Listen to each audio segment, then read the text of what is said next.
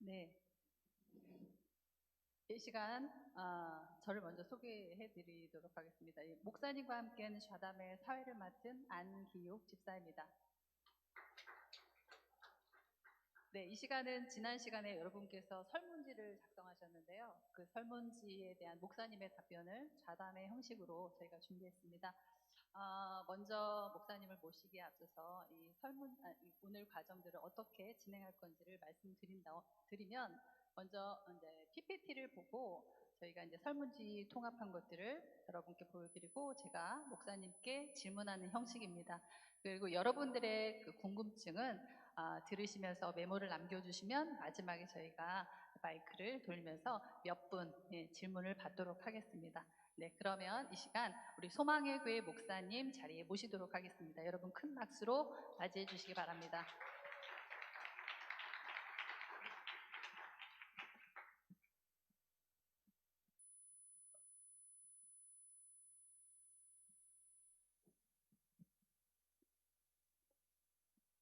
네, 감사합니다. 자, 그러면 진행하도록 하겠습니다. 먼저 PPT를 먼저 확인하는 걸로 시작하겠습니다. 네, 먼저 PPT 보시면서 지난 설문지 결과가 통계가 어떻게 정리되었는지 먼저 말씀드리도록 하겠습니다. 첫 번째 문항이 이런 문항이었습니다. 교회 출석 연수와 또한 소망의 교회에 출석한 연수를 적어주세요 라는 질문이었었는데요.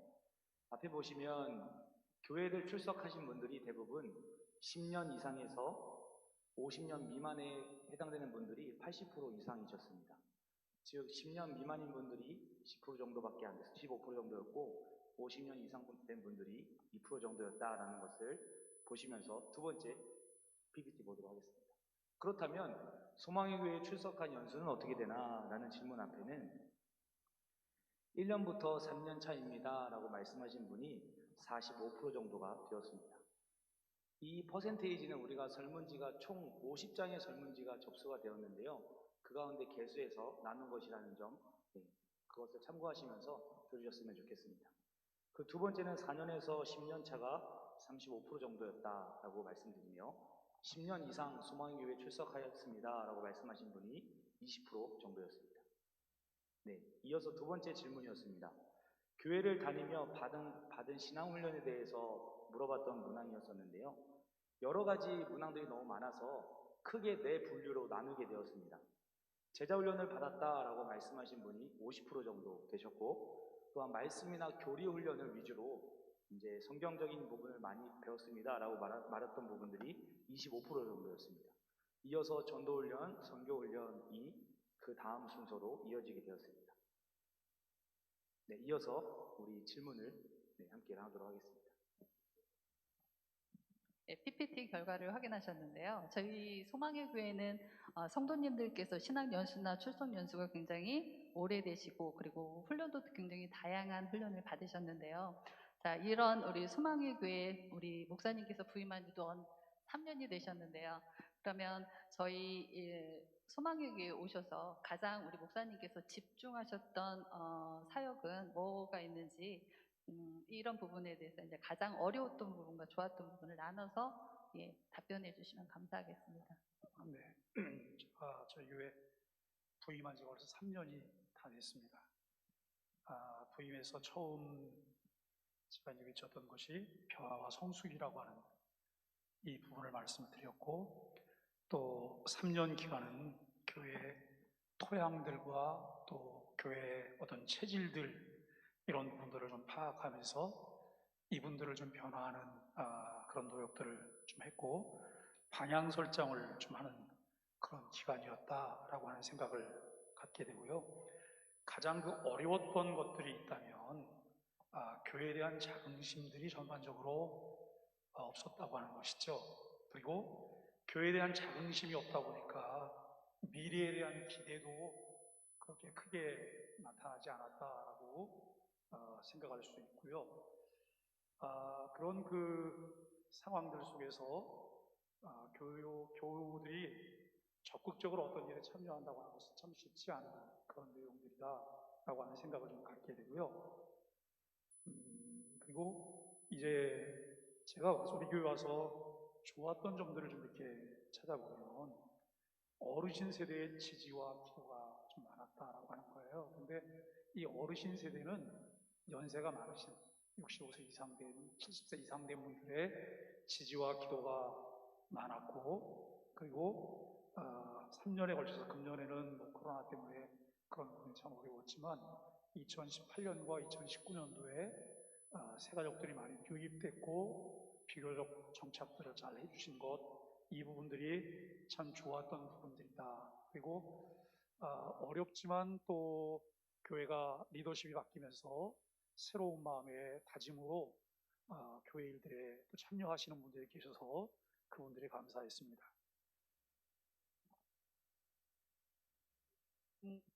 감사한데요. 제가 듣다 보니까 가장 어려웠던 부분이 교회에 대한 자긍심이 없다는 거하고 미래에 대한 기대감이 없다라는 말씀을 하셨는데 조금 더 구체적으로 어떤 상황이라든가 어떤 일례를 말씀해 주시면 더 도움이 될 것 같은데. 뭐 이제 저도 우리 교회 부임하기 전에는 전혀 그런 상황들을 접하지 못하고 부임했다가 교회 부임해서 상황들을 보니까 교회가 30년 역사 중에 3분의 1 정도가 어려웠던 그런 시절들을 보냈어요. 어려웠던 시절들, 그다음에 이제 밖으로 별로 그렇게 아름답지 못한 소문들, 교회 안에서 서로 화합하지 못하는 부분들, 이런 것 때문에 자긍심들이 좀 없지 않나. 교회 우리가 이제 설문지에서도 또 보실 수도 이제 있으실지 모르겠는데, 전에 설문지를 보면 우리 교회에 관한 이야기를 물어봤을 때 교회가 싸우는 교회, 뭐 이제 이런 것들을 특징으로 이야기를 하고, 긍정적인 특징은 교회 건물이 크다고 하는 거. 이것 외에는 자긍심들이 없으셨어요. 그래서 교회 생활을 하면서 사실 그것처럼 좀 어려운 것이 어디 있겠나 그런 생각들을 가져봤죠. 네, 감사합니다. 그럼 다시 PPT 확인하고 다음 질문으로 넘어가도록 하겠습니다. 네, 이어서 세 번째 질문입니다. 우리 교회는 땡땡땡이다 라는 질문이 있었는데요. 기억들 하시는지 모르겠습니다. 세 분류로 나누었습니다. 첫 번째는 긍정적인 반응이었고, 두 번째는 부정적인 반응, 그 세 번째는 미래지향적인 반응이었는데요. 일단 첫 번째로 긍정적인 반응에는 이러한 것들이 있었습니다. 가족 같은 교회, 감사하고 좋은 교회, 나눔이 있는 교회, 말씀이 살아있는 교회, 반석 위에 튼튼한지, 배려와 격려가 많은 교회, 사랑하는 교회, 새 생명으로 거듭나는 삶으로 인도해 주시는 교회, 소망의 씨를 뿌리는 교회, 소망이 있는 교회, 소통하는 교회, 에너지가 넘치는 교회, 은혜로운 교회, 이웃사랑을 실천하는 교회, 아직 반도 못 읽었습니다. 그 정도로 많은 부분들에 있어서 긍정적인 부분이 많았다라는 것을 말씀드리는 거고요. 이어서 부정적인 것도 몇 가지 있었는데요. 말씀드리자면 개인주의가 심한 교회, 불안정한 교회, 불편한 교회, 시끄럽고 질서가 없는 교회, 아쉬운 교회라는 답변이 있었습니다. 그리고 또한 미래지향적인 반응으로는 나아져가고 있는 교회다. 그리고 애매한 교회이지만 가능성이 있다. 조금씩 회복하고 있다. 초등 과정에서 중등 과정으로 성장하고 있는 청소년의 교회이다. 라는 그러한 문항들이 있었습니다. 이어서 네 번째 질문이 또한 있었는데요. 네 번째 질문은 우리 교회는 이런 교회였으면 좋겠어요. 라는 그러한 질문이었습니다. 너무나 많은 분들이 8가지 항목을 나눠주셨는데 그 중에 가장 많았던 1번이 32명이 답을 해주셨던 바로 예배에 관한 부분이었습니다. 우리 교회가 예배가 좋은 교회였으면 좋겠습니다. 라는 의견이었습니다. 이어서 두 번째로는 이웃사랑이 많은 교회였으면 좋겠습니다. 라고 말씀하셨고, 이어서 양육, 목장, 전도와 선교, 은사와 협동이었습니다. 저는 이 4번 문항을 보면서 우리 목사님께서 3년 동안 예수 그리스도의 복음의 가치가 이끌어가는 교회와 지역사회와 함께 소통하며 사랑의 삶을 나누는 그런 교회를 같이 함께 기도하면서 성도님들께서 함께 품어주시고 또한 해주셨지 않았나, 그런 결과이지 않나 라고 생각을 하게 되었습니다. 네, 이어서 질문 받도록 하겠습니다. 네, 감사합니다. 처음에 목사님께서 되게 힘들어 하셨던 부분들이 이제는 이 설문을 보니까 교회에 대해서 굉장히 자긍심도 많으시고 그리고 예배에 대한 기대도 굉장히 많아지신 것 같은데요. 그럼 지금 우리 목사님께서는 우리 교회를 어떤 교회라고 생각하시는지 목사님의 생각을 듣고 싶습니다. 3년이라고 하는 시간이 지나오면서 사실 쉬운 교회가 어디 있겠습니까? 다 어려운 교회고 또 상황들이 복잡하기도 하고 할 일이 많은 교회들이라고 생각이 되는데 저는 우리 교회를 한마디로 이렇게 표현하고 싶습니다. 아직은 공사 중이지만 무한한 가능성을 가지고 있는 교회다. 무한한 가능성을 가지고 있다고 하는 것은 지금 굉장히 좋은 교회라는 말은 아니에요. 건강한 교회가 될 가능성이 참 많은 교회다. 성장할 가능성이 많은 교회다. 저는 그렇게 보고 있습니다. 네, 이것도 어떤 부분을 딱 보시고 이거는 조금 미래에 좀 성장 가능성이 있다라고 생각하셨을 텐데 조금 더 구체적으로. 네. 일단은 뭐 교회가 그 10여 년 동안 있었던 그 어려움들 때문에 많은 소문들에 시달리고 지금도 그런 소문들이 제 귀에도 들려와요. 그러니까 과거에 우리 교회를 알았던 사람들은 지금 현재 대입해갖고 지금 마치 그런 교회인 것처럼 말을 하고 있고 그렇게 소문을 내고 다니고 있어요. 그러나 지난 3년 동안 교회가 끊임없이 시도했던 그런 내용들이 교회 안에 스며들고 있는 것을 보게 되고 참 안타까운 것은 이런 부분이지요. 가장 많이 소통해야 되고 또 많이 나눠야 되고 또 앞장서야 될 그 중직자들을 보면서는 마음에 벽을 많이 느껴요. 굉장히 제가 그 마음에 짐이 많아요. 전혀 간이 스며들어가고 있지 않구나. 그냥 생고등어다. 이 생각들을 참 많이 하는데 그분들하고 어떤 일을 그 논의하고 일들을 바꿔가기는 참 어렵다는 거예요. 그런데 교회 전반적으로 많은 변화가 있고 또 다음 세대에 대한 기대감도 생기고 이런 것을 보면서 저는 가능성이 많은 교회다 이렇게 생각을 하고 있습니다. 네, 감사합니다. 그럼 목사님께서는 다음 질문, 목회 가지시는 목회 철학이 있으신데요. 자, 그것이 형성된 특별한 어떤 계기라든가 배경이 있을까요? 네. 제가 이제 우리 교회 와서 그 두 가지를 계속해서 강조해서 뭐 간혹 이렇게 이야기를 들어보면 그 다른 분들 입에서도 쉽게 그 말이 불쑥불쑥 튀어나오는 걸 보고 이제 그 목회 철학이 뭔가에 대해서 그 좀 주입하는 데는 성공하지 않았나 이런 생각을 해요. 그런데 이제 그 부분을 이해하고 나누고 삶을 통해서 나타내는 데까지는 아직 시간이 많이 필요하겠죠. 제가 이제 예수 그리스도의 복음의 가치가 이끄는 이 교회와 지역사회 소통하며 사랑의 삶을 나누는 공동체라고 하는 두 가지를 계속 말하고 있는데요. 신앙과 삶입니다. 그런데 이제 저도 교회를 50년 넘게, 60년 이제 넘게 교회를 다니고 있는 거예요. 그런데 저는 주로 이제 장로교 안에서 자랐고, 그것도 개혁주의 장로교회에서 쭉 성장을 했어요. 가장 신학적으로 우월하다고 자부심을 가지고 있는 개혁주의인데요. 그런데 개혁주의 약점들이 많이 노출이 돼요. 교회 생활을 하면서. 그리고 개혁주의가 아닌 그냥 우리 알미니안주의들 이런 분들을 보면서 혹은 자유주의를 보면서 그분들은 우리가 갖지 못한 장점들이 있다고 하는 것을 많이 보게 되는 거예요. 그래서 이게 잘 좀 섞이면 얼마나 좋겠나. 장로교는 분명한 신조와 신앙 고백이 있어요. 신조와 신앙 고백. 그런데 실천적인 삶이 약해요. 현실 참여도 약하고 사회 참여도 약하고 사회 이슈에 대해서 그다지 관심이 없는 거예요. 그런데 하나님께서 원하시는 것은 그게 아니거든요. 하나님의 나라가 가정에만 몰고 교회만 몰면 안 되고 그 사회와 국가로 다 열방까지 다 퍼져나가는 게 이제 하나님의 나라인데 이런 부분이 너무 약하다라고 하는 생각을 하면서 어릴 때부터 고민을 했어요. 고민을 하다가 어떻게 하면 저쪽의 걸 좀 가져올 수 있을까? 우리의 장점을 살리면서 근데 저 너머를 또 보면서 감리교회나 뭐 이제 다른 데를 이렇게 보면 그분들은 굉장히 좀 활발하기도 하고 역동적이기도 하고 현실 참여를 잘하는데 신학적인 기반이 없는 거예요. 이걸 보면서 그럼 뿌리가 하나도 없으면 바람 불면 다 쓰러지는 거잖아. 이런 생각을 갖게 된 거예요. 그래서 이게 교회가 이 두 가지를 동시에 잘 좀 자리를 잡으면서 가면 좋겠다. 이런 생각을 가지고 이 신앙과 삶, 이 부분을 많이 생각을 하고 또 강조를 하게 되고, 우리 교회에서도 무엇보다도 바른 신앙 고백 그리고 교리에 대한 이해. 그런데 이 부분을 우리 교회에서 더 강조하게 된 이유가 또 있어요.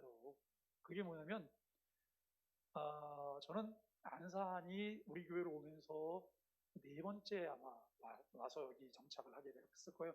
그전에는 세 번 그냥 다녀만 간 거예요. 잠깐. 그런데 안산을 와서 느낀 게 타 지역보다 교우들의 성향이 좀 많이 다르게 보이더라고요. 그게 뭐냐면 유목민 교인들이 많이 보이는 거예요. 그러니까 정착 못하고 자꾸 떠돌아다니는 사람들이 많이 보이는 거죠. 근데 떠돌아다닌다고 하는 것은 결국 이 신앙 고백과 교리관의 문제라고 보고 있는 거예요. 이 부분이 명확해지면 교회를 정착하고 뿌리를 내리고 교회를 통해서 일평생 주님을 기쁘시게 하는 문제가 그다지 어려운 문제가 아닌데, 그런 문제가 안 되다 보니까 이게 쉬운 거죠. 조금 벽에 부딪히고 나하고 갈등이 생기면 그것을 헤쳐나가기보다는 피해가려고 하는 이런 부분들이 좀 있지 않나, 이런 생각을 하면서 이제 이런 부분들을 갖게 됐죠. 네. 근데 들으면서 살짝 이제 궁금한 게, 그러면 목사님의 그 지금 말씀은 저희 신앙하시는 저희 교회 성도님들이 어떤 분들은 알매에 지나쳐 있고 실천이 부족하신 분들도 있고, 어떤 분들은 알미 부족한데 실천만 이렇게 앞서시는 분들이 네네. 있는데, 그거를 저희 교회에서 조화를 이루시고 싶다, 이 말씀이신 건가요? 네, 그렇죠. 균형 있게 신앙생활이 좀 잘 성장한다면 훨씬 더 행복한 그리스도인으로 살게 되지 않을까. 네. 네, 감사합니다. 그럼 다시 PPT로 다음 통계 자료 확인하겠습니다. 네, 이어서 있었던 질문이 5번째 질문인데요. 우리 교회만의 특별한 사역이 무엇이 있나요? 라는 질문이었습니다. 대다수의 많은 분들이 60% 이상 된 분들이 어르신 사역이 우리 교회의 특별한 사역이라고 생각합니다 라고 말씀하셨고, 이어서는 다음 세대, 그 다음으로는 지역사회와 소통이라고 말씀을 하셨습니다. 특별히 관계의 소중함을 깨우칠 수 있는 모임을 활성해야 한다라는 그러한 말씀도 있으셨고, 또한 특별히 지역사회 젊은 부부들의 아이들을 돌봐준다면 우리 교회가 조금 더 특별한 사역을 할 수 있을 것 같습니다 라는 부분이 눈에 들어왔습니다. 이번에 풋살장을 이용하여서 지역사회와 함께 체육대회를 개최하고 함께 지역사회와 소통한다면 더 좋을 것 같습니다 라는 그런 의견 또한 있었습니다. 네, 감사합니다. 네. 우리 목사님께서는 지금 이제 앞으로의 이제 여러 가지 사역을 계획하시고 계시는데요. 그러면 단계적으로 3년, 5년, 10년 중장기적인 어떤 계획이 있는지 답변 부탁드립니다. 네, 교회 목회를 하면서 지나간 3년이 토양과 체질을 바꾸는 일이었다고 하면, 토양과 체질을 바꿀 때는 분명히 무엇을 심으려고 하는 계획이 있는 거거든요. 그리고 심을 때에는 그 중장기적으로 어떤 결과물들을 만들어내고 싶은 마음이 있는 것이죠. 교회가 일단 이제 3년을 보내면서 내년과 내후년 2년이 굉장히 중요할 거라고 생각이 됩니다. 왜냐하면 기존에 있는 우리 교회 안에 직분자들과 또 새로운 직분자들을 세워서 교회가 동력을 만들어내고 더 활성화시켜서 교회를 힘있게 감당해 나갈 수 있는 그런 이제 기반을 만들어내려고 하는 그런 마음을 가지고 있습니다. 그래서 이제 요 기간 동안 교회가 중요한 부분들이 우선 신앙을 좀 더 다져가는 이제 기회가 필요할 것 같아요. 각기 우리 교회 내에서 성장한 인원이 그다지 많지 않아요. 대부분 외부에서 유입돼 들어온 성도들이시거든요. 그렇다면 신앙 성향이나 신앙 색깔이 다양하다고 봐야 되는 거예요. 이것을 어떻게 우리가 공통점을 만들어낼까? 일치성을 가져갈까? 그러니까 일치와 공통점이라고 하는 부분은 바른 신앙 고백과 교리 공부예요. 이것을 통해서 우리가 개혁주의 신앙을 배우는 것이고, 이것을 조금 더 공고히 할 수 있는 방법이 소그룹 리더들을 양육해서 소그룹 리더들이 역할을 하게 하는 부분이죠. 그리고 이제 결국 교회가 은혜로우면 교회 안에는 개인주의는 자꾸 줄어들게 돼요. 그런데 은혜가 떨어지면 개인주의가 많아집니다. 그것 때문에 교회는 공동체성을 강화하는데 교회가 요람부터 무덤까지 참여하는 공동체성에 대해서 좀 관심을 갖고 가야 되지 않을까. 그리고 우리 교회가 중점적으로 좀 신경을 쓰고 있는 것 중에 지역사회의 필요를 함께 나누는 교회로서 지역사회와 함께 삶을 나누는 선교적인 이제 그 사회적 목회를 통한 선교적인 교회로서 일을 하는 이 일에 좀 관심을 갖고요. 그런데 이 일들이 조금 더 밀도 있게 이루어지기 위해서 가장 필요한 부분이 뭐냐면 우리 개인 교우들 개개인들이 하나님과의 친밀도를 더 높여가는 거예요. 하나님과의 친밀도, 은혜 받는 순간이 많아져야 되는 거죠. 은혜 받는 순간이 많아지고 이것을 통해서 우리가 구체적으로 사랑을 나누는 삶이 돼야 되지 않나? 그래서 이제 이 안에는 우리가 이제 좀 또 후에 또 이제 그런 부분은 좀 더 자세히 말씀을 드리겠는데요. 3년, 5년, 10년을 통해서 교회가 지역사회에서 아주 중요한 그런 이제 역할을 감당하는 교회로서 이런 계획들을 가져봅니다. 그리고 어떤 분들은 그렇게 말씀하세요. 교회가 외적인 성장에 관한 부분을 자꾸 묻는 분들이 계시는데 저는 외적인 성장을 위한 이벤트에는 관심이 없어요. 왜냐하면 교회가 건강하면 교회는 자연 성장한다고 믿기 때문에요. 그리고 개인적으로 우리가 나가서 전도하는 것도 중요하지만 관계를 통해서 우리는 사람들을 교회로 유입하게 하는 그 일에 더 많은 관심이 제게는 있습니다. 네, 감사합니다.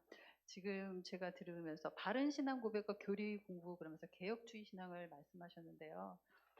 이 개혁주의 신앙이라는 것은 그러면은 성도님들이 실천적인 신앙을 원하시는 건지 아니면 칼빈 신앙의 이념을 우리가 공부하기를 원하시는지. 그러니까 결국은 개혁주의 그러면 많은 분들이 칼빈주의를 자꾸 얘기를 하거든요. 근데 그게 아니고 성경주의로 돌아가는 거예요. 네. 성경은 어떤 그 삶의 이론만을 말하고 있지 않아요. 실천적인 삶과 함께하는 이런 부분이거든요. 그래서 우리가 참 편견 없이 성경의 가르침들을 이해하고 그것을 삶으로 실천해가는. 그러니까 이론적으로는 내가 잘 알고 있지만 내가 삶으로 실천하려고 하면 거기에는 섬김도 필요하고 자기 희생과 헌신도 필요하거든요.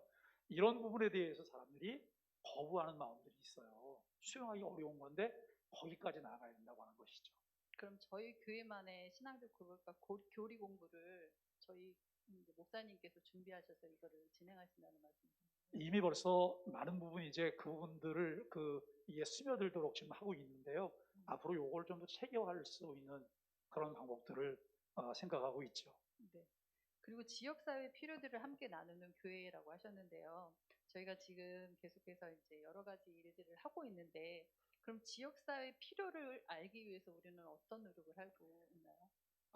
지역사회 필요를 위해서 그들의 필요가 무엇인지 우리가 자꾸 조사하는 게 필요하겠죠. 때로는 접촉을 하고 묻기도 하고 또 그 설문조사도 지역민들에게 하고 그러기 위해서는 문턱을 낮추는 일이 필요해요. 어느 날 갑자기 가서 교회에서 왔는데요. 설문조사하러 왔습니다. 문 닫지요. 그런 문제에 봉착하지 않기 위해서 지역 사람들과 좀 밀착돼서 자주 잦은 교제가 있고 하면 쉽게 우리가 필요를 얘기할 수 있고 이를테면 한 예가 요 옆부분에 그 주차장 문제가 지금 심각해서 우리 동네가 다 이제 그런 건데요. 여기 교회 바로 앞부분에 주차장을 이제 내년에 좀 확장을 하는 공사를 하기로 결정이 됐다 그래요. 그래서 그걸 하기 전에 통관리위원회에서 교회에게 협조 요청을 했어요. 설문지 이거 서명을 좀 같이 해주시면 좋겠다는데 그 전에 그런 이야기들을 좀 나눴거든요. 나눴고 교회가 협력하게 되고 그 지역사회 필요가 교회가 협조적이고 교회가 그 일에 앞장선다고 하면 아마 그분들이 찾아오시게 될 거로 그렇게 생각하고 우리도 조금 더 장을 넓혀가면서 서로 좀 이야기를 해야 되겠죠. 네, 네. 네, 감사합니다. 우리 교회만의 그럼 특별한 사역을 이제 만드신다면 우리 목사님께서는 어떤 쪽에 비중을 좀 두고 싶으신지요? 네. 교회가 사실 뭐 아동부터 노인까지 모든 세대에 대해서 교회는 대안을 가지고 있어야 되는데 대안을 가지고 있어야 된다고 하는 굵은 선만 하나 그려놨지 실체적으로 실천할 수 있는 거는 아무것도 사실은 없던 상태였어요. 그러다가 이제 시작된 것이 우리 그 소망의 문화대학을 통해서 노인 사역들이 일단 좀 시작이 됐다고 보고요. 그 다음에 문화사역위원회를 통해서 이 문화학교, 문화체험학교가 맛배기로 사실은 시작이 됐어요. 그런 부분들이 이제 시작이 됐는데 조금 더 구체적으로 아동, 청소년, 청장년, 노인으로 이렇게 나눠서 좀 일이 좀 진행이 되면 좋겠는데 이것이 되기 위해서 우선 선결돼야 될 것이 있어요. 그게 뭐냐면 교회가 3년에서 5년, 앞으로 3년에서 5년간 집중적으로 주일학교에 대한 투자를 해야 됩니다. 주일학교를 위한 교회가 투자를 하고 사람들을 양육해내고 전문가들을 세워내고 이런 일들을 통해서 지역사회에 주일학교에 해당되는 아이들, 주일학교는 거의 유아부, 유초등부, 중고등부, 청년대학까지 우리가 이렇게 볼 수 있는데요. 그 인원들이 교회 안에 유입되어 들어올 수 있는 관심과 흥미를 좀 많이 유발하고 또 교회가 교육적인 체계도 좀 잘 갖추고 이렇게 간다면 주일학교가 몇 년 안에 그래도 좀 기반을 잡고 자리를 잡아가지 갈 수 있지 않을까 이런 생각들을 하고 이것들이 이루어짐과 동시에 교회는 문화학교나 음악학교, 스포츠 선교를 동시에 좀 해낼 수 있고 그리고 이 일들이 이루어지면서 그 아이들 부모님들과의 접촉이 좀 더 빈번해지지 않을까 이런 생각들을 하게 됩니다. 그러면 교회가 순기능의 역할을 하고 선한 영향력을 끼치면서 그와 같은 것들을 이뤄낼 수 있을 것이다 라고 생각을 하고요. 그 다음에 이제 노인, 우리가 문화의 대학을 하고 있는데 문화의 대학이 그냥 단순히 그 주중에 모이는 이런 정도가 아니고 어르신, 연세 많으신 어르신 세대들이 미래, 노후를 맡길 만한 그런 이제 시스템을 교회가 갖추고 싶어요. 그러니까 이것은 노인 쉼터일 수도 있고 요즘으로 말하면 노인 요양원일 수도 있는데 일반적으로 말하는 그런 요양원은 아닙니다. 그냥 그 도시락 교실처럼 이렇게 된데 가시면 거의 이제 삶을 체념한 그런 상태에서 들어가는 요양원이 아니고 천국 가기 전에 마지막 정류장으로 내가 하나님의 나라를 경험할 수 있을 정도의 그런 이제 형태의 요양원을 하고 싶은 거예요. 그러니까 교회가 우리 교회 안에 있는 노인 세대가 내가 나이 들면 난 저기 갈 거야. 누구에게나 자랑스럽게 말할 수 있는 그런 시설을 하나 만들어내고 싶은 거죠. 결국 이제 노령화 사회가 되고 있는데 심각한 이 문제가 사회 문제이기도 하고 교회가 지역사회와 함께 해결해야 될 문제라고 생각을 합니다. 그리고 마지막으로 정말 중요한 중점 사역이 있는데 상담 사역입니다. 이것은 교회 안에 상담 전문가와 상담실을 둬서 교회 안과 교회 밖의 사람들이 와서 상담할 수 있도록 비밀이 잘 보장되어 있는 자기들의 고민과 필요들에 대해서 언제든지 내놓고 상담 전문가와 상담할 수 있는 이런 시스템을 향후 교회가 좀 갖추고 싶습니다. 네, 감사합니다. 제일 마지막 부분이 제일 마음에 드는 것 같습니다. 네.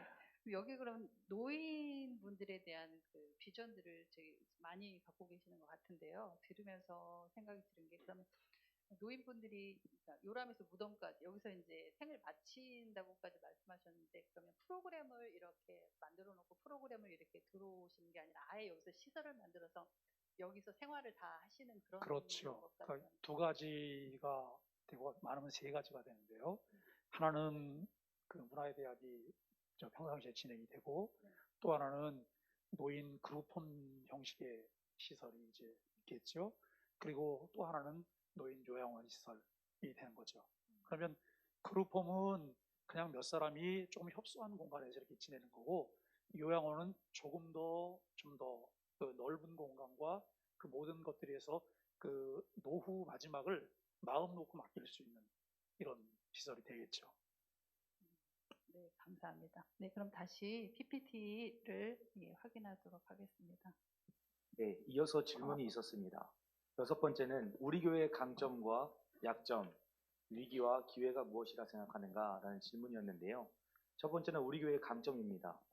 대다수 60%가 넘는 분들이 우리 목사님에 대한 이야기를 하셨습니다. 특별히 설교가 우리 교회의 강점이다 라고 말씀을 하셨고 이어서는 이웃을 사랑하는 것이 우리 교회의 강점이다 라고 말씀하셨고 또한 특별하게는 지난 작년 설문지와는 다르게 건물이 우리 교회의 장점입니다 라고 말하신 분이 5%밖에 안 되었습니다. 엄청난 반전이라고 생각을 하여서 빨간 글씨로 특별히 표시를 하였습니다. 네, 이어서 약점은 무엇인가? 라는 질문 앞에서 모임과 친목이 없는 교회입니다. 라는 질문, 답이 대부분 60% 이상을 차지하였습니다. 이어서는 적은 인원과 참여도가 없는 사람들, 그리고 30대, 40대 부재라고 이야기를 하였습니다. 그렇다면 기회는 무엇인가? 라는 질문에는 목회자와 교역자의 헌신, 그리고 다양한 시도가 일어나고 있고 주변에 신도시가 있으며 지역사회 섬김이 있다. 여기서 제가 딱 25%씩 나눴는데 그 정도로 균형이 맞게끔 답안지가 나왔다는 말씀입니다. 그 정도로 우리 교회는 기회가 다양하게 있다라고 말씀을 하셨습니다. 마지막으로 교회에 그렇다면 위험 요소가 무엇인가? 라는 질문에도 되게 비등비등한 의견이 있었습니다. 첫 번째로는 개인주의가 심한 교회라고 생각합니다.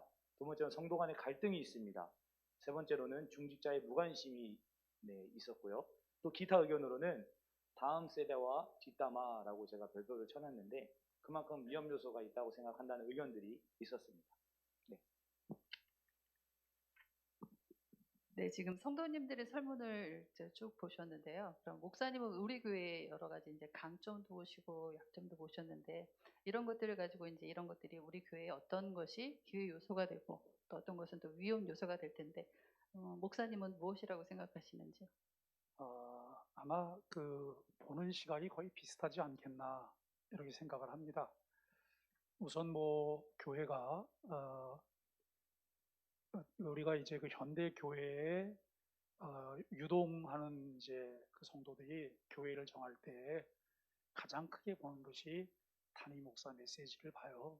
그리고 두 번째는 성가대의 찬양을 봅니다. 그러니까 수도권 서울 쪽에서는 이게 좀 반전되기도 해요. 성가대 찬양을 잘하는 교회는 당연히 좋은 교회일 것이다라고 생각을 하게 되는 경우들이 훨씬 더 많아지고 있어요. 그리고 이제 그 외에 교회가 그 지역사회에 얼마나 소통하고 있고 교회가 따뜻하고 포근하냐 이런 부분들은 일반적으로 꼽는 이제 강점들이고 이것은 교회가 건강에 적어감에 따라서 점점 더 강화가 될 것이다 이렇게 좀 생각을 하고 있어요. 그리고 이제 교회가 가지고 있는 약점은 우리 모두가 지금까지 느꼈던 그런 약점이시잖아요. 근데 그 약점도 그 전보다는 많이 좀 줄어들고 있지 않나? 점점 개선되고 있지 않나? 이런 부분들을 보는 거예요. 이제 이런 부분들을 보면서 때로는 교우들 중에 목사님이 정말 따뜻하고 좋은 이야기만 하시면 좋은데 그런 얘기 하시는 분도 계세요. 그런데 담임 목사가 따뜻하고 좋은 얘기만 할 수 있도록 하는 것은 교회 중직자들이 역할이 필요한 거예요. 중직자들이 역할을 하시고 또 부교육자들이 역할을 하면 최종적으로 담임 목사는 좋은 얘기만 해요. 그런데 과정에 자꾸 담임 목사가 참여를 해야 돼요. 과정에. 그 다음에 이 물의 흐름이 역류를 하거나 흐름이 바뀌려고 하면 담임 목사는 고집스럽게 그 물줄기를 잡아야 돼요. 그렇기 때문에 때로는 고집스럽게 어떤 것을 말하지 않으면 안 되는 그런 상황이 되는 것이죠. 이런 부분들에 대한 고민들을 함께 할 수 있는 직분자들이 좀 많아지면 좋겠다라고 하는 생각이고요. 그것 때문에 교회가 그 새로운 직분자도 세워야 된다는 생각을 갖게 되고 직분자 훈련도 필요하다. 왜냐하면 같은 것을 공유해야 되기 때문에 그것이 공유가 되지 않으면 결국 개개인들을 위한 종교 집단으로 전락하고 말지 공공성을 가진 교회로 건강한 교회로 나가기는 쉽지 않다라고 하는 생각을 하게 되어진다고 하는 거예요. 그 다음에 이제 성도 간의 갈등, 중직자의 무관심, 약한 참여의식 이런 것들이 이제 위험 요소인데요. 이런 그 위험 요소에 대해서도 이것은 점차적으로 우리가 거쳐져 가고 있다. 교회가 이제 내년 후년 내에 이런 부분들을 훨씬 더 많은 부분 개선할 수 있지 않겠나 이런 생각을 가지고 있습니다. 네, 이런 그럼 여러 가지 장점도 있고 약점도 있고 그 위험 요소 같은 것들이 이제 지금 말씀해 주셨는데 그럼 우리 교회가 지금 당면한 과제 이런 것들을 해결할 수 있는 어떤 생각을 갖고 계신가요? 네. 이 당면한 과제들이 아까 대표적인 세 가지가 나왔는데 개인주의, 성도 간의 갈등, 중직자의 무관심. 개인주의가 만연하다고 하는 것은 우리가 처음에 이야기했던 것과 사실 맥이 같아요. 교회에 대한 자긍심이 떨어지기 때문에 개인주의가 많아지는 거예요. 교회에 대한 자긍심이 높을수록 개인주의가 줄어들어요. 그리고 여기 이 참여도라든지 이런 것도 이제 같이 간다고 이제 볼 수 있겠고요. 성도 간의 갈등 역시 그동안 이제 노출되어 왔던 그런 문제들 때문에 많은 갈등이 있는 거예요. 그런데 그 성도 간의 갈등이라고 하는 부분도 보았을 때 참 죄송한 얘기지만 나중에 유입된 성도들과의 갈등이 거의 아니거든요. 이런 것들을 보면 이것은 해묵은 일들이다라고 하는 거예요. 해묵은 일들. 반드시 해결하고 지나가야 될 해묵은 일들이라고 생각을 하고 중직자의 무관심은 제가 우리 교회에 와서 처음부터 지금까지 계속해서 남아있는 요소예요. 아직 시무 권사님들이 한 자리에 한 번도 같이 모인 적이 없어요. 우리 다녀온 가족이 전체가 한 번도 모인 적이 3년이 되도록. 이것은 대표적인 케이스들이에요. 결국 이 부분들은 세대 교체가 되든지 아니면 생각을 바꾸든지 이렇게 돼야지만 이 부분이 해결되어질 것입니다. 네, 지금 목사님께서 말씀하신 것들은 지금 해결 방법을 제시한 거는 중직자의 무관심에 대해서 이제 세대 교체가 필요하지 않을까라는 말씀은 하신 것 같은데, 그러면은 개인주의하고 성도 간의 갈등에 대해서는 해결 방법, 그러니까 기존에 우리가 알고 있는 것만 제시를 하신 거지 해결 방법에 대해서는 그 개인주의나 여기 성도 간의 갈등 문제는 아까 말씀을 드렸던 대로 자긍심을 높이는 교회에 대한 자긍심이 높아지는 것을 통해서 이 부분들은 많은 부분 해결해낼 수 있다라고 하는 거지요. 근데 자긍심이라는 게 네가 높아져라 해서 높아지는 것도 아니고 그렇죠. 그냥 뭐 이렇게 끌어올린다고 올라가는 건 네. 아니고 교회가 교회다워질 때, 교회가 건강해질 때, 또 교회 나의 니드에 관한 부분들을 교회들이 잘 감당해주고 있을 때 아무래도 본인이 참여할 수 있는 기회들이 넓어지겠죠.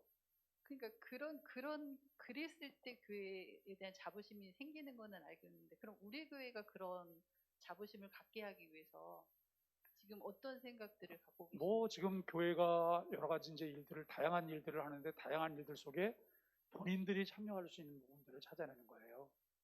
본인들이 이를테면 교회가 이제 어떤 소그룹을 강화한다든지, 소그룹을 강화한다고 하는 것은 결국 작은 그룹들을 교회가 만들어내서 그들의 참여를 더 많이 촉진시키는 거거든요. 그리고 우리가 남녀 전도회가 인원이 그다지 많지 않음에도 불구하고 비슷한 연령끼리 이 부분들을 나누는 것은 같이 공감대를 형성하면서 참여할 수 있게 하기 위한 유도들이 있죠.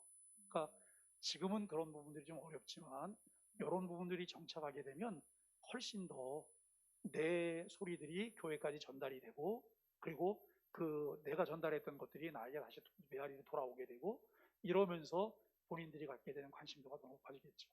그러니까 목사님 말씀은 성도 간의 갈등이라는 개인주의 같은 것들은 여러 이제 세대별을 조금 더 촘촘히 나뉘어가지고 활동할 수 있고, 그리고 참여할 수 있는 장들을 좀 많이 마련해둬서 그들로 하여금 이렇게 참여하면서 마음이 바뀌어질 수 네네. 있는 그런. 그러니까 이제 교회는 일반적으로 늘 하는 얘기가 기도하면 돼요. 은혜 받으면 그건 베이스에 깔려 있는 거고요. 그리고 이제 그 외에 일반적인 처방 방법들로는 그런 것들을 통해서 더 가까이 참여할 수 있는 기회를 만들어내는 거죠. 네, 알겠습니다. 그러면 이제 다음 질문으로 넘어가겠는데요. 우리 목사님께서 이제 내년에 새로운 직분자들을 세울 계획을 가지고 계시는데요. 이 직분자를 세우는 어떤 특별한 기준이 따로 있을까요? 네, 일단 뭐 교회는 일반적으로 직분자를 세우는 것에 대한 기준은 있어요. 일단 우리가 대한예수교 장로회인데 우리 대한예수교 장로회 이 헌법책입니다. 헌법에 의해서 직분자를 세우는 기준이 있고 또 우리 교회가 가지고 있는 내규가 있어요. 그 내규가 헌법을 우선할 수는 없지요. 거기에 의해서 어떤 기준들을 가지고 이제 직분자들을 세우게 될 텐데 이런 거예요. 교회 장로님들을 세울 때는 세례교인 25명당 1명을 세우게 돼 있어요. 그럼 우리 교회가 장로님 몇 분 이제 있고 제가 내년 계획에 장로님들을 세울 계획은 없습니다. 왜냐하면 아직 장로님들을 세울 만한 분은 없다라고 생각이 되고요. 그래서 내년에 직분자를 세우는 것은 기존의 협동 안수 집사님들을 비롯해서 집사님들 중에 안수 집사님들을 여러 번 세워서 그분들이 안수 집사로 교회 훈련된 일꾼이 되도록 하는 일들과, 그다음에 교회 안에 협동 권사님들과 집사님들 중에서 교회 권사로 세우는 그런 일들을 내년에는 좀 하려고 하는 이런 계획들을 가지고 있어요. 본래는 코로나가 아니었으면 금년부터 이제 훈련을 시작했을 건데, 코로나 때문에 금년 뭐 손도 못 대고 그냥 이제 지나갔고, 내년은 바쁘게 이제 1월 달부터 이제 훈련을 시작해야 될 만한 그런 상황인데요. 이 직분자를 세우는 기준에는 여러 가지가 있습니다만, 일단은 가장 이제 기초적인 것이 이런 거예요. 무후만 교인이어야 되고, 무후만 교인, 만일에 교회에서 책벌을 받았으면 책벌을 받고 그것이 해벌된 이후로부터 몇 년간, 이게 이제 있는 거예요. 무후만 교인이고 본교회 출석 2년 이상 되셔야 되고, 이게 이제 되는 거고, 그다음에 연령대는 공이 이제 이 헌법에서는 장로, 안수집사, 권사를 35세 이상으로 연령은 정해놓고 있어요. 그런데 뭐 30대 세우는 일은 특별한 경우겠죠. 이제 이런 경우인데, 우리 교회가 내년에 안수집사나 권사를 세우는 데에는 40세까지는 낮춰야 되지 않을까? 이런 생각을 합니다. 너무 좀 젊지 않나요? 이렇게 말할지 모르는데, 우리 교회가 너무 노령화돼 있어요. 그렇기 때문에 젊은 세대들이 좀 등장을 하고, 젊은 세대들이 좀 헌신하도록 하는 이런 기회를 위해서 40대까지 이제 낮춰서, 뭐 헌법대로라면 35세까지 가야 되겠죠. 이제 이렇게 낮춰야 되는데, 그런 정도의 자격을 가진 분들은 누구나 평등하게 임직자를 위한 신청서를 내실 수 있도록, 그러니까 뭐 누구 해서 지명하는 게 아니고 자격 기준을 이제 공고하고, 거기에 해당되는 분들은 누구나 본인이 자원해서 신청할 수 있어요. 신청하면 다 되냐? 그건 아니고요. 면접은 3번 할 거예요. 처음에 면접, 중간에 면접, 마지막 3단계 면접 할 건데요. 그리고 8개월 정도를 강도 높게 훈련할 겁니다. 강도 높게 훈련하고, 면접 3번 과정을 통해서 3번 면접이 다 통과된 분들이 마지막 해야 될 게 뭐냐면 교인들 투표하는 거죠. 교인들의 투표를 받는데, 개인 투표가 아니고 일괄 투표입니다. 그러니까 훈련 과정도 80% 이상 이수한 사람들만 이제 추천을 해서 그 사람들이 일괄적으로 할 수 있는 이런 기회를 갖게 되는 거죠. 왜냐하면 교회가 직분자를 세울 때에 직분자들에 대해서는 철저한 검증과 훈련이 필요해요. 이것이 되지 않으면 나중에 직분자로서 본인들이 곤고함을 많이 느끼게 되는 부분들이 되겠죠. 그리고 이제 뭐 우리 교회가 전에도 그렇게 하지 않았지만, 저는 직분자를 세우는데 첫 번째 제가 가지고 있는 원칙이 있어요. 직분자가 되기 위해서 돈을 내는 일은 없다는 거예요. 돈을 내는 일은, 뭐 내가 감사해서 감사금 내는 거는 내가 알아서 내면 되는 거예요. 왜 제가 뭐 다른 교회는 뭐 얼마씩 낸다고, 어느 교회는 뭐 장로 되는데 1억 내고 이거 있거든요. 뭐 안수집사인데 1,000만 원 냈어요. 얼마? 근데 저는 그게 싫어요. 성경적이지 않고, 그다음에 그거 내고선 퉁치면 안 되잖아요. 그죠? 직분자가 됐으면 주님의 은혜로 내가 주님이 나를 부르시는 그 순간까지 내가 헌신해야 되잖아요. 그런데 얼마 내고 얼마 낸 거로 다 낸 것처럼, 그리고 굉장히 큰 벼슬을 한 것처럼 하고 이거 직분 산 것처럼 생각하는 분들이 계신데, 그것은 성경적이지 않습니다. 그래서 직분자를 세우는 데는 그런 부분 조금 더 완충해서 편안하게 지원할 수 있으나, 충분한 과정들이 거쳐지지 않으면 그분이 마지막 최종 투표의 자리는 나갈 수 없는 것으로 이렇게 하고, 교인들의 투표는 3분의 2 그 지지를 받아야 되니까 3분의 2 지지를 못 받으면 전원 다 그냥 다 탈락인 거예요. 저는 왜 이런 생각을 하냐면, 개인 투표를 하다 보니까 꼭 나중에 표 얘기를 하더란 말이죠. 사실 내가 교회에서 표를 많이 받았다고 하는 것은 그만큼 신뢰를 얻었다는 거예요. 그러면 마지막 순간까지 나는 최선을 다해야 되는 거예요. 그런데 그렇지 않아요. 그게 때로는 올무가 되더라고요. 그래서 그것보다는 일괄적으로 충분히 훈련했으니까 교회가 한꺼번에 수용해야 된다라고 하는 그런 생각을 가지고 있습니다. 네. 근데 여기 이제 지원자들에 대해서 받는다 그랬는데 그럼 지원자가 없을 때는 추천도 가능한가요? 지원자가 없을 때는 추천을 하는데 추천했는데 본인이 싫다고 하면 못하는 거죠. 아, 왜냐하면 네. 가장 중요한 것은 자원하는 거잖아요. 음. 네. 어쨌거나 지원자에 한해서 이런 계획을 갖고 계시다는 것이죠. 네네. 예. 그러면 직분자 훈련에 대해서는 좀 더 구체적인 구체적으로 어떤 네. 양육 과정이라든가 뭐 이런 걸 갖고 계신가요? 일단 뭐 교회에 대한 이해가 1번이고요. 그럼 교리 공부 교회론 공부, 그러니까 교리 네. 공부도 같이 들어가죠. 근데 교리 공부를 전체를 다 할 수는 없어요. 너무 방대하기 때문에 우선 교회관에 대해서 좀 분명히 공부를 해야 될 것이고, 그다음에 그 공부하는 과정에서 이분들의 구원관 다 확인해야 되겠죠. 네. 그 직분론에 대한 이해가 좀 필요하고요. 그리고 교회가 교회 이제 직분자를 세우면서 저는 조금 더 관심을 둘 부분이 뭐냐면 인성 문제. 이분이 인성이 어떤지에 대한 거. 그다음에 그 직분자가 되기 위해서 신청서를 내실 땐 추천서가 3부 정도 첨부가 돼야 돼요. 사랑하는 자녀들로부터 내가 권사가 돼도 되는지 안수집사가 돼도 되는지 추천서를 받으셔야 되고, 아내나 남편에게 받으셔야 되고, 그 다음에 내가 직장인이면 직장에 있는 사람에게 한 사람 받아갖고 와야 되는 거고, 이게 정말 중요해요. 그래서 추천서를 이제 받게 되는 부분이고, 그 다음에 이제 공동체 훈련도 좀 할 생각을 가지고 있습니다. 그러니까 이제 코로나가 또 변수이기도 한데, 우리가 그 기간 중에 한 2차례 정도 캠핑을 좀 할 수 있으면, 캠핑도 하고, 그리고 교회 안에서 공동생활도 얼마 기간, 길지 않은 기간 동안, 뭐 직장 출근했다가 교회로 퇴근하고, 이러면서 서로를 알아가는 이런 훈련도 좀 가지고 있습니다.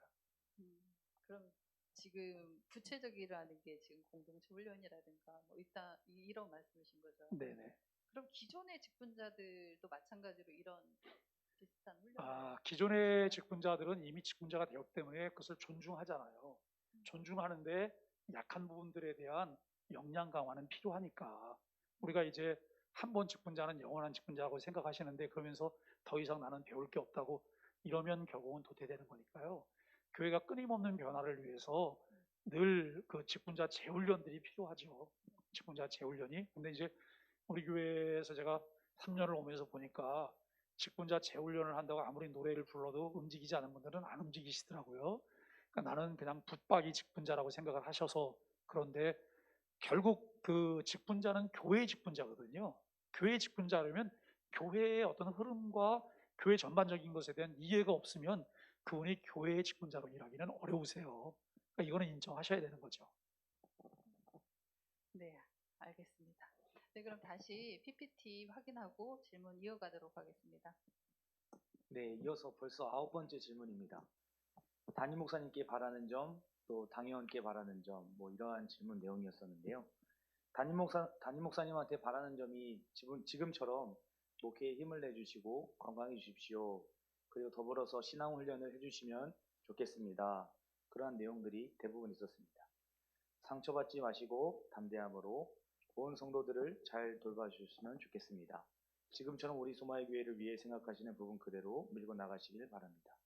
찬양 콘서트 등 찬양도 좋지만 신앙 훈련이 될 수 있는 프로그램이 잘 만들어졌으면 합니다. 하나님과 함께 동행하는 길잡이가 되어주세요. 현재 그대로 말씀을 통해 깨닫는 삶으로 인도해 주세요.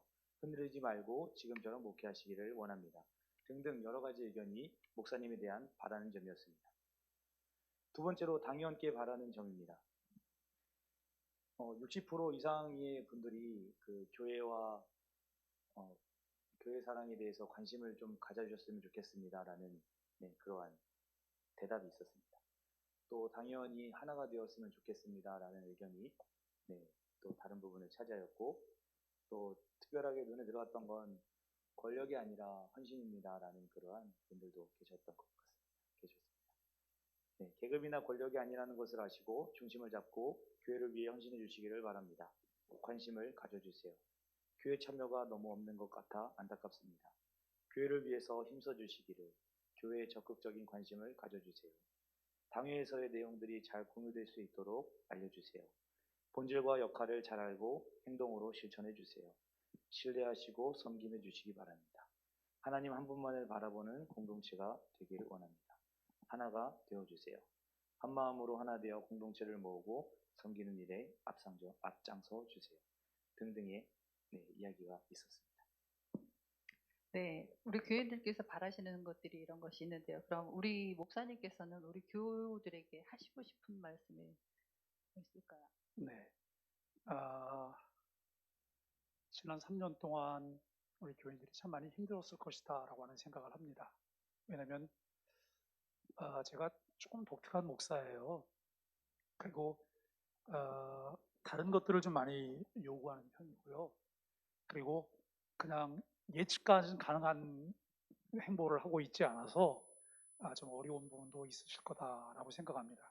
그런 중에도 잘 협력해 주시고 또 교회가 나가려고 하는 공통적인 그런 방향들을 함께 공유하고 있는 것에 대해서 감사하게 생각하고 있고 믿고 가시면 좋을 것 같습니다. 믿고 앞으로 교회가 더 강하게 드라이브를 걸 수도 있어요. 그러나 저는 너무 인위적으로 강제적으로 무엇을 하고 싶지는 않아요. 또 이제 이렇게 하다 보면 아유, 목사님 편안하게 왔는데 나는 별로 신경을 안 쓰시는 것 같아요. 당연히 신경 안 쓰죠. 왜냐하면 자유롭게 참여하시라 그랬으니까 본인이 알아서 잘 하셔야 되잖아요. 그러니까 열심히 하시는 분들에게 일을 맡길 수밖에 없는 거예요. 그래서 내가 뭐이기 때문에 내가 무슨 일을 하고 있고 내가 어느 자리에 있기 때문에 무엇을 하고 있다 이렇게 생각을 하시면 이것은 그냥 구태예요. 우리가 벗어내셔야 돼요. 정말 주님 사랑하는 마음으로 하나님의 은혜로 내가 열심히 참여하려고 하고 함께 하려고 해야 되고 그 다음에 남들이 만들어 놓은 데에다가 살짝 엉덩이를 걸치고 편승하려고 하는 이런 생각을 갖는 것에 대해서는 별로 바람직하다고 생각하지 않아요. 조금 더 애를 쓰고 수고하시고 헌신하는 것을 통해서 교회가 어떤 일들을 진행하시면 좋겠고 그 다음에 이제 우리가 지금 좌담회를 하거나 설문지를 조사하는 것도 교회에서는 쉽지 않은 일인데 저는 조금 더 빈번하게 하고 싶어요. 조금 더. 왜냐하면 이것을 통해서 성도들의 소리를 들을 수가 있잖아요. 우리들의 바램과 이런 것들을 조금 더 우리가 적어낼 수 있기 때문에 교회는 그것에 대해서 함께 고민하게 되고 방향을 설정하게 되고 또 방향을 제시하게 될 거예요.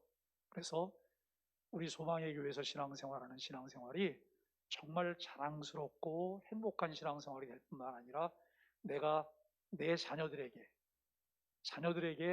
너희들도 안심하고 따라와도 돼 라고 말할 수 있는 이런 신앙생활이 되도록 노력하려고 합니다. 담임 목사로서.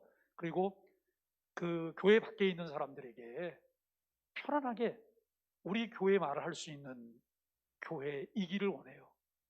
누군가가 공격을 해도 그냥 뭐 공격하는 거, 그 사람들이 공격하는 게 보편적인 교회 상황이 맞으면 우리가 받아들이면 되잖아요. 아이고, 정말 죄송하다고. 그런데 우리가 또 다른 것들을 그들에게 좀 편안하게 보여줄 수 있으면 그들이 교회를 보는 게 아니고 우리를 통해서 하나님 볼 수 있게 되지 않을까. 이런 노력을 경주하면서 가려고 합니다. 네, 감사합니다. 네, 이상으로 우리 목사님과의 자담회는 질문은 제가 마치고요. 지금부터 이제 성도님들의 질문을 받도록 하겠습니다. 지금 시간이 지금 3시 52분 됐습니다. 자유롭게 들으시면서 어떤 것이든 이 질문과 관련해서 궁금하거나 아니면은 이해가 안 된다거나 그 어떤 질문도 상관이 없으니까 질문 해주시면 감사하겠습니다.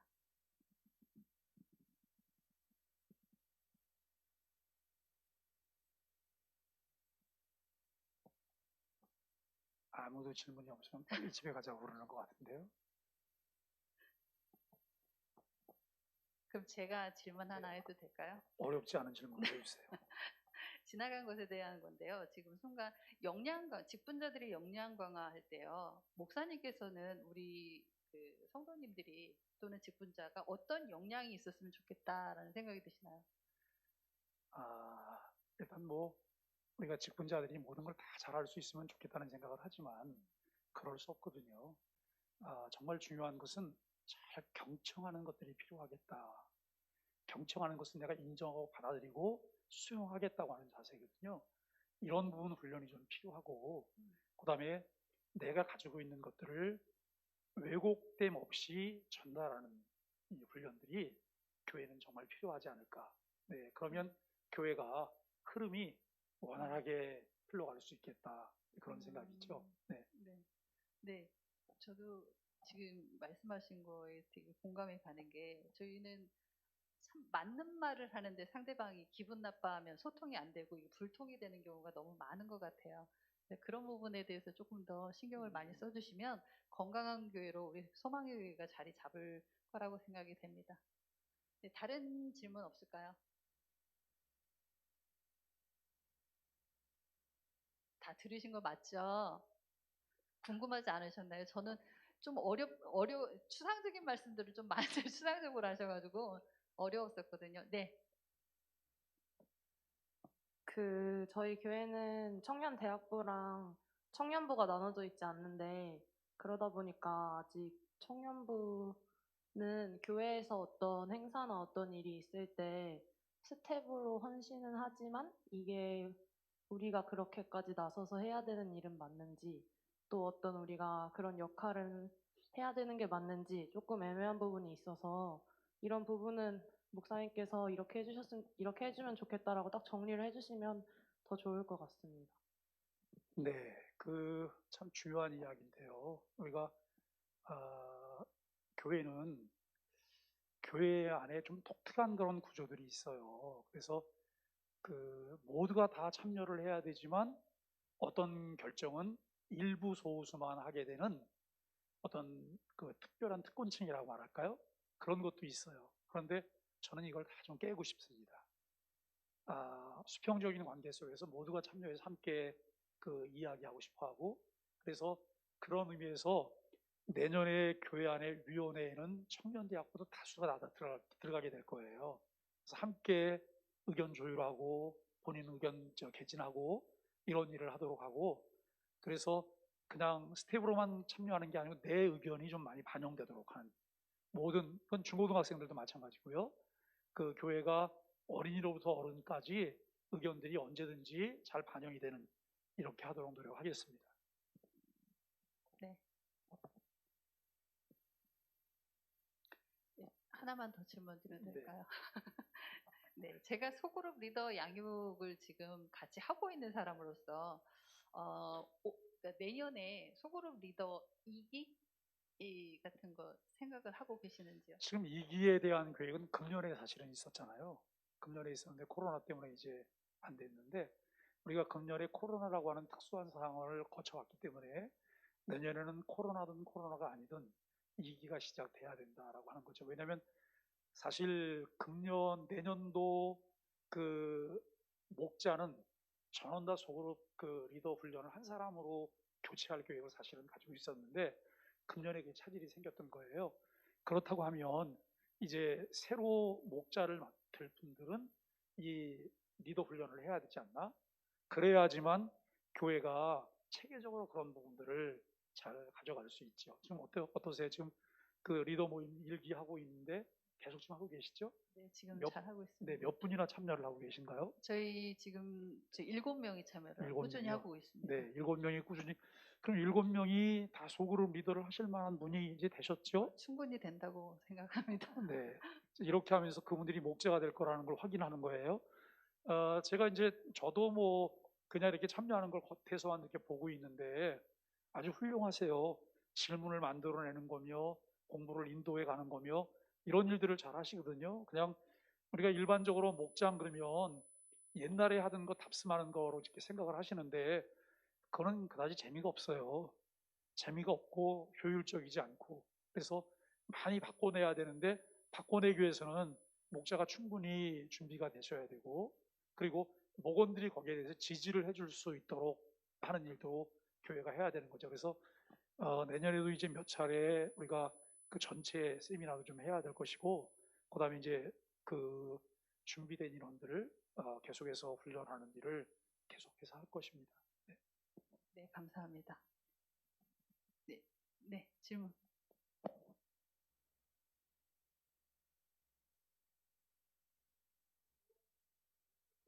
이 22번 마이크요.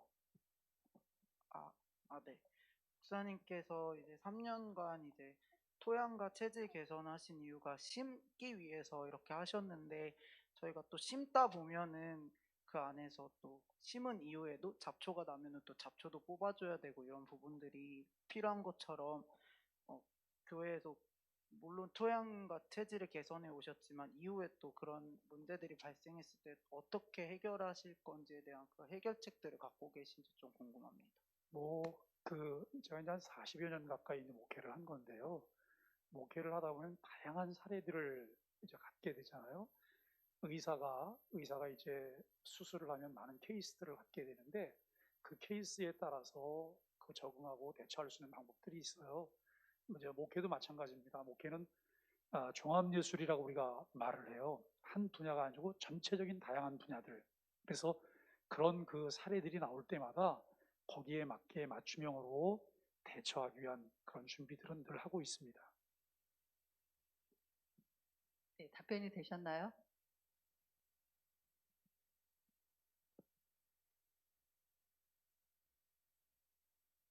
네, 질문 없으신가요?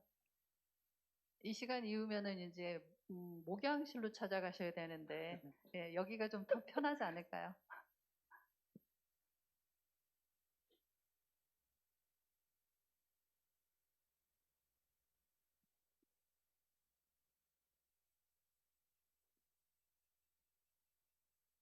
저 하나만 더 해도 될까요? 네, 그럼요.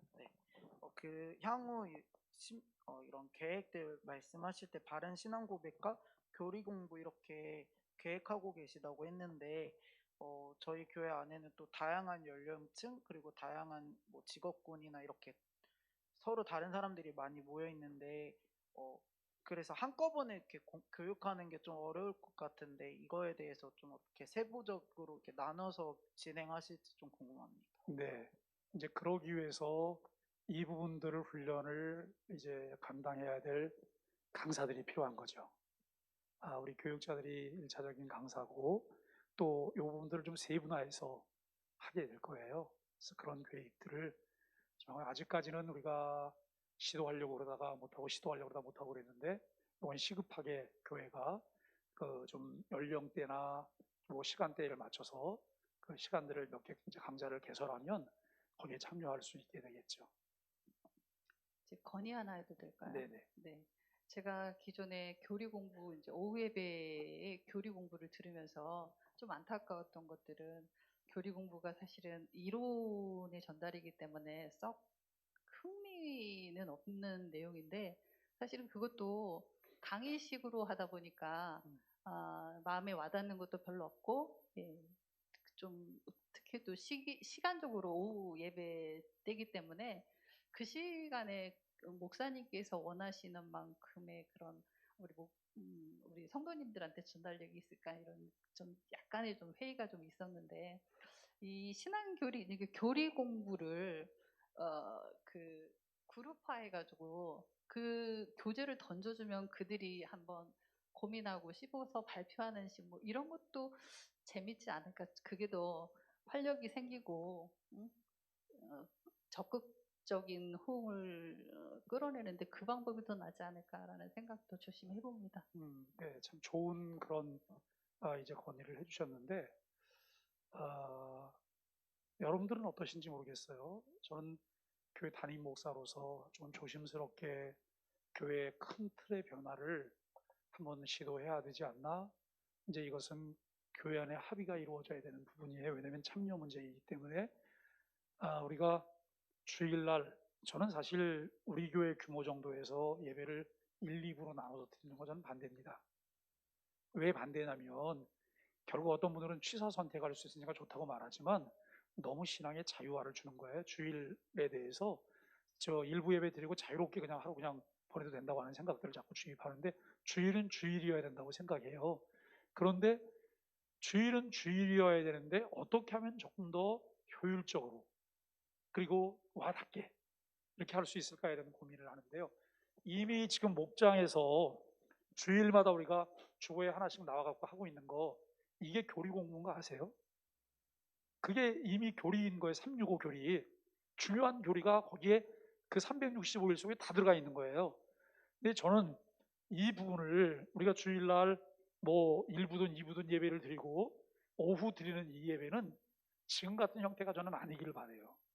일제히 낮 예배가 끝나고 나면 다 나눠서 식사를 하고 그리고 난 다음에 그룹별 공부를 하고 가지고 와서 오후에 여기서 발표하고 또 일부는 또 좀 거기에 대한 강의도 하고 이렇게 간다면 훨씬 더 참여를 많이 할 수 있지 않을까.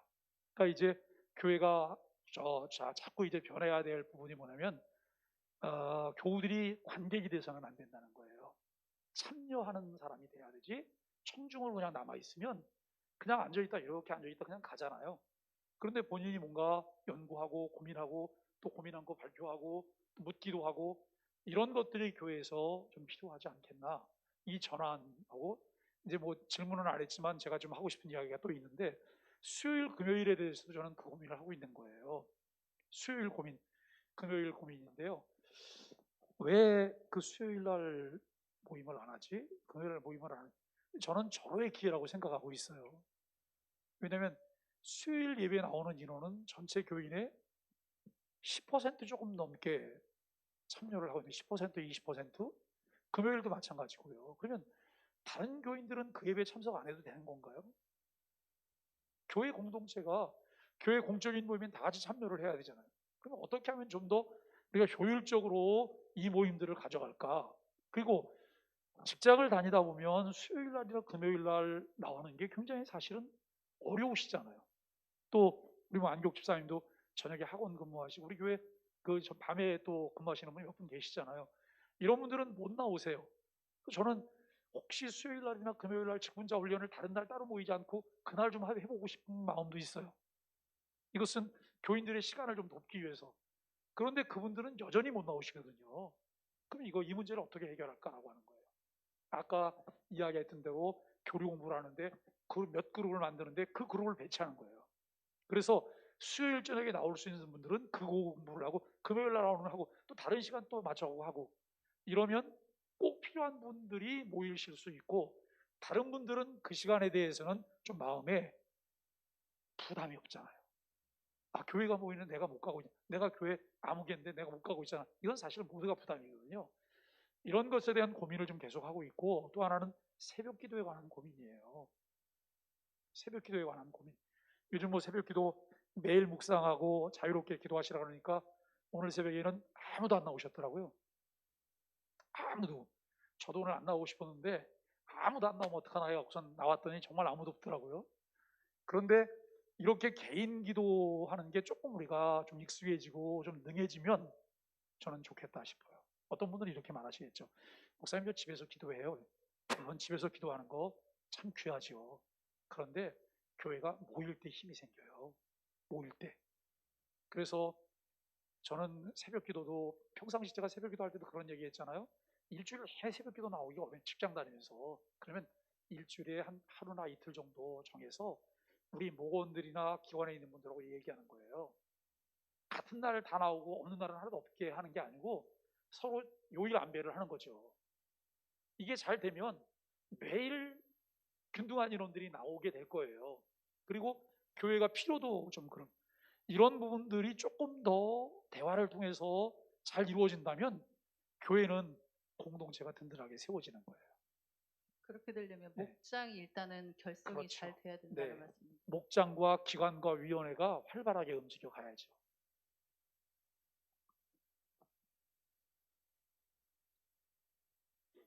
네.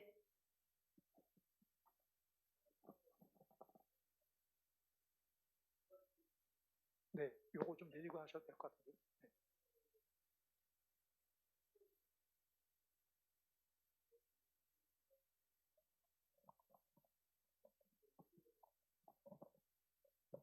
졸업 이런 건 혹시 없는지. 네? 아, 졸업. 졸업한다면 뭐 당장 뭐 내년에 한다는 얘기는 아니겠지만 뭐 향후 뭐 2, 3년 뒤에는 졸업을 한다 뭐 이런 건 있는지. 당연히 일기 수료식 해야죠. 수료식 한다고 끝나는 건 아니고요. 일기 수료자가 그 다음 사람들을 또 양육해야죠.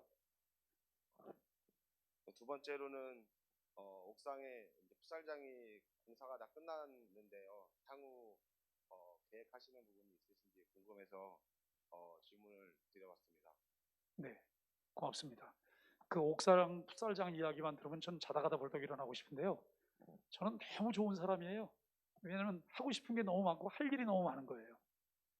그 옥상에 관한 거는 하고 싶고 할 일이 많은데 제가 직접 나서서 할 수 있는 거는 이제 아닌 것 같고, 그래서 우리 부교육자들과 그다음에 이제 다른 또 스태프들이 좀 이렇게 해서 아주 적극적으로 활용할 계획을 가지고 있습니다. 그래서 우리 유초등부, 중고등부, 청년대학부가 활성화되는데 아주 좋은 기반 역할을 하게 될 것이고, 지역사회의 다음 세대들과 소통하는데도 너무너무 좋은 장이 되도록 그렇게 하겠습니다. 그리고 이제 우리 교우들도 날씨가 좀 따뜻해지면 주일날 낮에 거기에 이제 올라가셔서 함께 체육 활동하실 수 있도록 돕는 그런 일도 하실 거예요.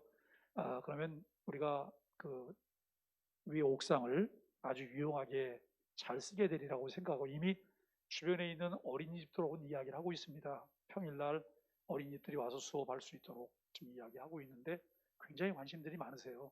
네, 많이 노력할 것입니다. 우리 최정원 집사님이 유소년 축구단 단장 아니신가요? 네. 진성민 집사님 단장이세요? 네, 다른 분 질문 받도록 하겠습니다. 지금 시간이 4시 9분이거든요. 이제 마지막 기회가 될 수도 있을 것 같습니다.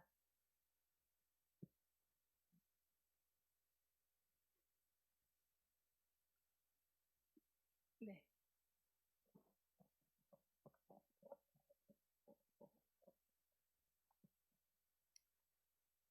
지금까지 목사님 말씀과 지금 서로가 이렇게 여러 가지 설문조사를 해서 쭉 지금까지 3년간에 하셨던 일들과 또 앞으로 하실 일들과 또 어떤 것들이 장점이고 약점이고 앞으로 해나갈 이런 것들을 쭉 말씀을 하셨어요. 근데 그것이 한 가지로 우리 본질은 어떻게 하면 우리가 더 하나님 자녀로서의 우리가 삶 속에서 사랑을 나누면서 살아가고, 근데 이런 본질은 기본에 다 깔려 있는 거에서 이제 우리가 좀 더 잘해보자 이렇게 하는 그 차원에서 지금 이런 간담회도 하고 있다고 생각하고 있고요.